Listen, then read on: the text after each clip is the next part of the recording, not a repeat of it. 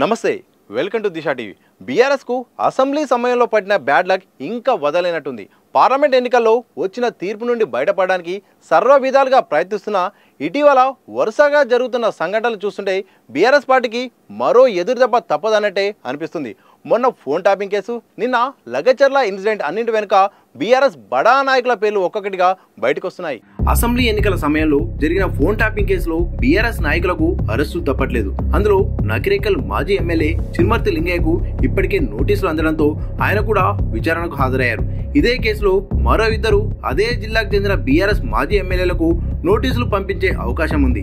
చిరుమర్తి లింగయ్య విచారణ అనంతరం ఇందులో ఇన్వాల్వ్ అయిన ఇద్దరు మాజీ ఎమ్మెల్యేలను విచారణకు పిలుస్తారని తెలుస్తుంది. అందులో కోదాడ మాజీ ఎమ్మెల్యే బొల్లం మల్లయ్య యాదవ్ మరియు భువనగిరి మాజీ ఎమ్మెల్యే పైల శేఖర్ రెడ్డి ఉన్నారు. విచారణ అనంతరం చిరుమర్తి లింగయ్య మీడియాతో మాట్లాడుతూ ఇప్పుడు జరిగిన విచారణలో పోలీసులు అడిగిన ప్రశ్నలన్నింటికీ సమాధానాలు చెప్పానని, తనకు నోటీసులు పంపడం అంతా రాజకీయ కుట్రలో భాగంగానే చేశారని చెప్పారు. ఇదిలా ఉండగా అదే కేసులో ప్రస్తుత నకిరేకల్ ఎమ్మెల్యే వేముల వీరేశం సంచలన వ్యాఖ్యలు చేశారు. ఈ ఫోన్ ట్యాపింగ్ కేసులో ప్రధానంగా ఉన్నది కేటీఆర్ అని చెప్పారు. అసెంబ్లీ ఎలక్షన్ సమయంలో టేబుల్ మీద వెపన్ పెట్టి మరీ తనను బెదిరించారని చెప్పారు.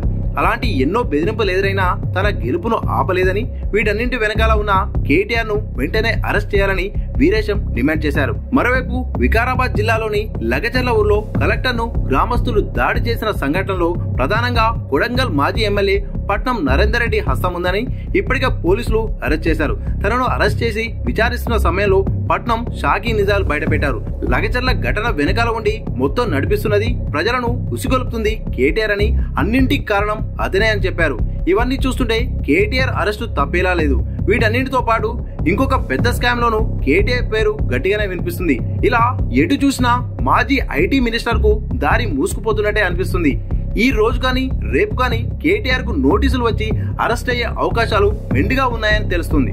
ఇక మహానగరంలోని ప్రధాన రహదారుల్లో పోలీసులు భారీగా బందోబస్తు చేస్తున్నారు. ఇవన్నీ కేటీఆర్ అరెస్టుకు సన్నాహాలుగా అనిపిస్తున్నాయి. ఒకవేళ నిజంగా కేటీఆర్ అరెస్ట్ అయినట్టయితే తర్వాత ఇంకా ఎంతమంది పేర్లు బయటికి వస్తాయన్న విషయం ఉత్కంఠగా మారింది.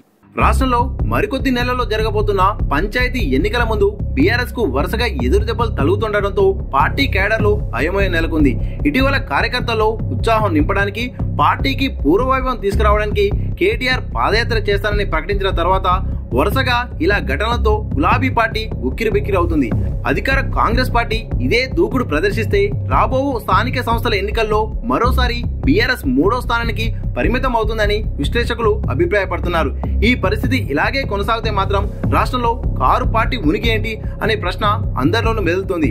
పార్టీ పరిస్థితి రోజు రోజుకు ప్రశ్నార్థకంగా మారుతున్న సమయంలో గులాబీ బాస్ మౌనం వీడకపోవడం సొంత పార్టీ నాయకులు కొంత అసహనం వ్యక్తం చేస్తున్నారు. మొత్తం మీద రోజుకో స్కామ్ తో ముడిపెట్టుకుంటూ బీఆర్ఎస్ పార్టీ తన గ్రాఫ్ డౌన్ చేసుకుంటుంది. రోజులు గడుస్తున్నా కొద్దీ కారు పార్టీ ఎదురీదిగా తప్పట్లేదు. మరి రానున్న ఎన్నికల వరకు గులాబీ బాస్ ఎంట్రీ ఇచ్చి పార్టీకి పునర్వైభవం తీసుకొస్తారా లేదా అనేది వేచి చూడాలి.